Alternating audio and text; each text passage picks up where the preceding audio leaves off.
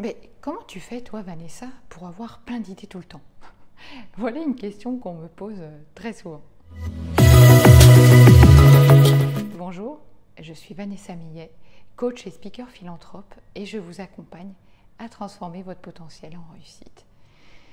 Alors c'est vrai, comment on peut faire pour développer sa créativité? Parce qu'en fait, pour avoir plein d'idées comme ça, ça demande en fait d'aller alimenter sa créativité. Alors comment on fait ça? En fait, je vais vous donner quelques petites clés, quelques astuces de ce que je fais moi pour aller alimenter, enrichir ma créativité comme ça tous les jours. Eh bien déjà, quand je m'intéresse à un sujet, je lis plein de bouquins qui vont être en rapport avec ce sujet ou dérivés. Je vais également écouter des conférences en plus aujourd'hui, mais vous allez sur YouTube, vous trouvez tout ce que vous voulez sur tous les sujets que vous voulez. Ça va venir alimenter vos propres idées. Mais il ne s'agit pas simplement d'écouter une conférence sans rien faire. Là, je vais vous demander d'être véritablement dans une écoute active.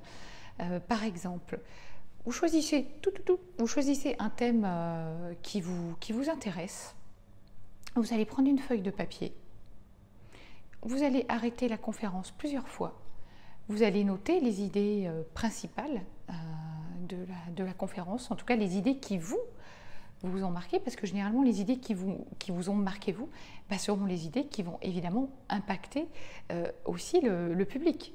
Donc vous faites partie du public et à un moment donné, si ces idées, elles vous ont percuté, c'est qu'elles percutera les autres également.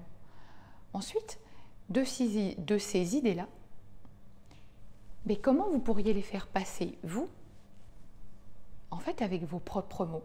Sachez une chose, c'est qu'aujourd'hui, est-ce qu'il y a encore vraiment des idées qui n'ont pas été exprimées? Je pense qu'on a fait le tour de beaucoup d'idées. Simplement, ce qui change, c'est l'angle, c'est votre angle de perception. En fait, c'est l'angle que vous allez développer pour parler de cette idée. Ça, c'est vraiment un premier point très important. Ok, vous avez répertorié des idées, sans doute que ces idées, elles ont déjà été partagées à un moment donné, mais quel angle vous allez choisir, vous, pour parler de cette idée?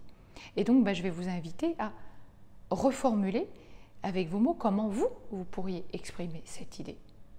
Est-ce que de cette idée, il en découle d'autres qui peuvent être intéressants pour un sujet que vous avez envie de développer?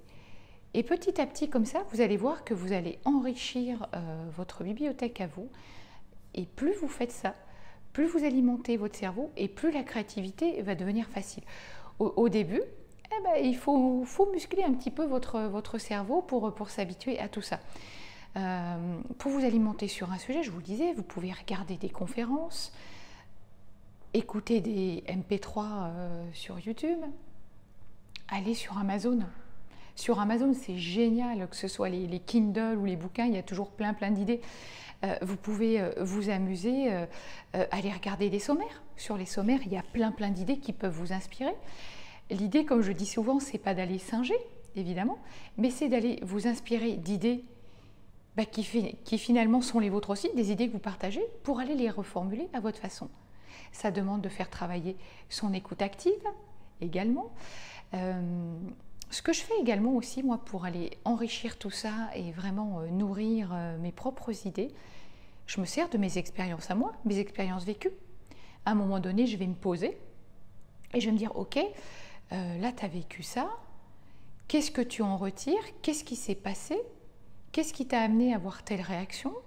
Pourquoi ce que tu as fait là a marché? Comment tu as fait pour surmonter telle difficulté? Quel a été ton cheminement? Etc. N'oublions pas que notre propre expérience est riche de tellement d'idées, en fait. Voilà, donc rien qu'avec tout ça, ça va vraiment venir alimenter et vous allez voir que plus vous allez faire ça, plus vos idées vont exploser. Je vous dis à très bientôt pour une prochaine vidéo.